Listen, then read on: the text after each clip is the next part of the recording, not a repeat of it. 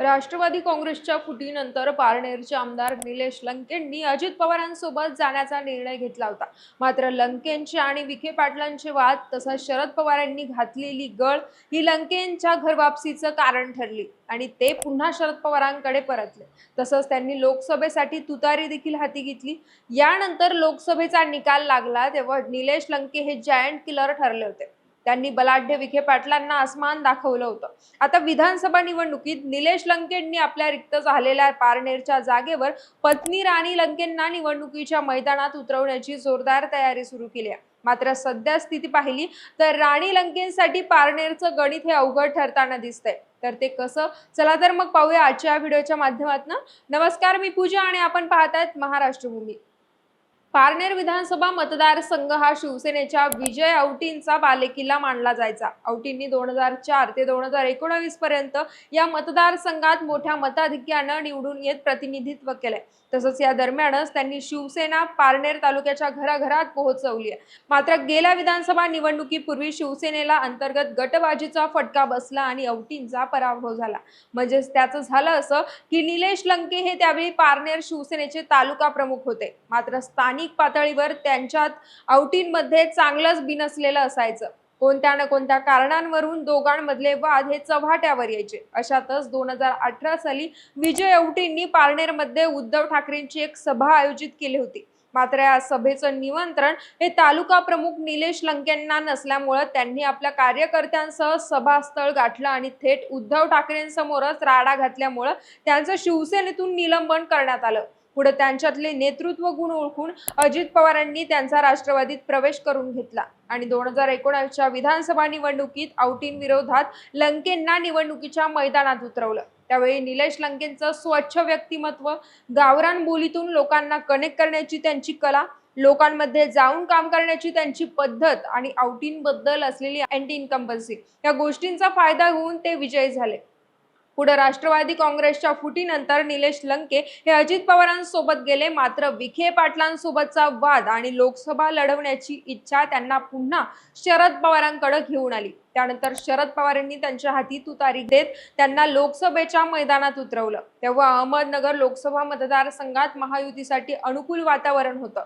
तसंच विखे पाटलांची धनशक्ती आणि सहकाराचं जाळं देखील होतं। मात्र महाविकास आघाडीतल्या सर्वच पक्षांच्या कार्यकर्त्यांनी एकत्र येत निलेश लंकेंमागे ताकद उभी केली आणि त्यांना सुजय विखे पाटलांना विरोधात निवडून आणलं। आता वर्तमानात येऊया तर निलेश लंकेंनी त्यांच्या रिक्त झालेल्या पारनेर विधानसभा मतदारसंघाच्या जागेवर त्यांच्या पत्नी राणी लंकेंना उमेदवारी देण्याची मागणी केली आहे। तसंच राणी लंकेंचे सोशल मीडिया अकाउंट जर पाहिलं तर त्या जोरदार तयारी करताना देखील दिसतात। मात्र पती खासदार झाल्यानं राणी लंकेंच्या आमदारकीचा मार्ग सोपा झालाय का? तर नाही। कारण राणी लंकेंच्या उमेदवारीला महाविकास आघाडीतूनच मोठ्या प्रमाणात आव्हान उभे राहताना दिसतंय। शिवसेना ठाकरे गटाकडून उघडपणे पारनेर मतदारसंघावर दावा करण्यात आलाय। ठाकरे गटाचे तालुका प्रमुख डॉक्टर श्रीकांत पठारेंनी कोणत्याही परिस्थितीत निवडणूक लढवायचीच या पवित्रा घेतल्याचं दिसतंय आणि कदाचित म्हणूनच ते मतदारसंघात जोरदार तयारी देखील करताना दिसतंय। काही दिवसांपूर्वीच त्यांनी मतदारसंघात भगवा सप्ताह आयोजित करत आणि सप्ताहाच्या सांगता सोहळ्यानिमित्त मशाल यात्रा काढत शक्ती प्रदर्शन देखील केलंय। याच दरम्यान ते निलेश लंकेंना पारनेर विधानसभा मतदारसंघ शिवसेना ठाकरे गटाला सोडावा असं आवाहन करताना दिसले।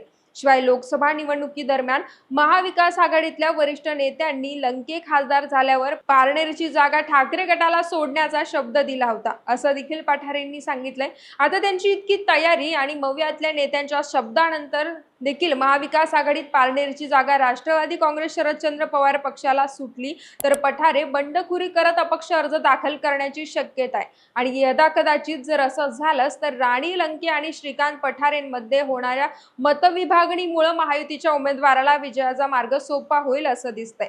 त्यानंतर ठाकरे गटाकडून आणखी एक नाव या ठिकाणी समोर येत आहे, ते म्हणजे उपजिल्हा प्रमुख संदेश कारले यांचं। संदेश कारले यांची ओळख ठाकरे घराण्याच्या निष्ठावान शिवसैनिक अशी राहिली आहे। त्यांनी काही दिवसांपूर्वी शरद पवारांची भेट घेत उमेदवारीसाठी फिल्डिंग लावल्याचं देखील कळतंय। तसं बघायला गेलं तर 2019च्या विधानसभेदरम्यान देखील शिवसेनेकडून उमेदवारीसाठी इच्छुक होते। मात्र औटींनाच तिकीट दिल्यामुळे त्यांनी निमूटपणे मातोश्रीचा आदेश पाळला होता। मात्र यंदा संदेश कार्लेंनी जोरदार तयारी सुरू केली आहे. ते मतदारसंघात भेटीगाठी, दौरे या माध्यमातून आपलं वातावरण निर्माण करताना दिसत आहे. त्यामुळे ही बाब देखील राणी लंकेंसाठी डोकेदुखी ठरण्याची शक्यता आहे.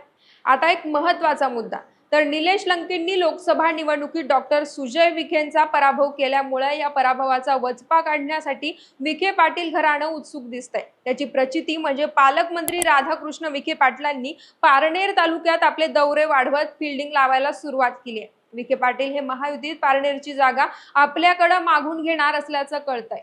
तसंच त्यांना इथून उमेदवार देखील मिळाला असल्याचं बोललं जात आहे. विखे पाटलांनी आपला रुमाल हा उद्योजक सुनील थोरातांवर टाकला असल्याचं कळतंय. तर प्रत्यक्ष निवडणुकीत थोरातांच्या पत्नी निर्मला थोरात ह्या उतरण्याची संकेत मिळतात. काही दिवसांपूर्वीच राधाकृष्ण विखे पाटलांनी सुनील थोरातांच्या कार्यालयाची भेट घेतली होती.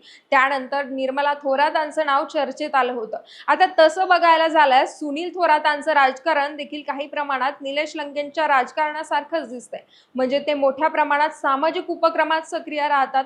तसंच लंकेंप्रमाणे देखील त्यांचा दांडगा जनसंपर्क तालुकाभर आहे. त्यामुळे ही बाब त्यांना प्लस मध्ये घेऊन जाऊ शकते. तर आणखी एक मुद्दा म्हणजे सुनील थोरात हे निलेश लंकेंचे पारंपरिक प्रतिस्पर्धी म्हणून देखील ओळखले जातात. गेल्या जिल्हा परिषद निवडणुकीत त्यांनी सुपा गटातून राणी लंकेंच्या विरोधात निर्मला थोरातांना निवडणुकीच्या मैदानात उतरवलं होतं. मात्र त्यांचा पराभव झाला होता. त्यामुळे ह्या पराभवाचा वचपा काढण्यासाठी संधी आता थोरात कुटुंबाकडे आल्याचं दिसतंय. मात्र या सर्वांमध्ये राष्ट्रवादी काँग्रेस अजित पवार गटाचे सुजित झावरेंची भूमिका देखील महत्त्वाची ठरणार आहे. तसंच पारनेरचे माजी नगराध्यक्ष विजय सदाशिव औटी हे देखील जोरदार तयारी करतात. लोकसभा निवडणुकीदरम्यान त्यांनी विखे पाटलांच्या मागे आपली ताकद उभा केली होती. मात्र सध्या तरी ते अपक्ष निवडणुकीच्या मैदानात उतरणार असल्याचं दिसतंय. त्यामुळे त्यांची भूमिका कोणाच्या पथ्यावर पडणार हे येणाऱ्या काळातच कळेल. मात्र वरवर जर बघायला गेलं तर राणी लंकेंना ठाकरे गटातून होणारा विरोध, पठारे आणि कार्लेंच्या बंडखोरीचे संकेत, तसंच विखे पाटलांनी त्यांच्या सुनील थोरातांच्या माध्यमातून लावलेली फिल्डिंग पाहता येणाऱ्या विधानसभा पारनेरची जागा लंकेंच्या हातातून जाणार की काय असं चित्र निर्माण झालंय. तर यावर तुमचं मत काय? खरंच पारनेर हा लंकेंच्या हातातून जाताना दिसतोय का? तुमच्या प्रतिक्रिया आम्हाला कमेंटच्या माध्यमातून नक्की कळवा.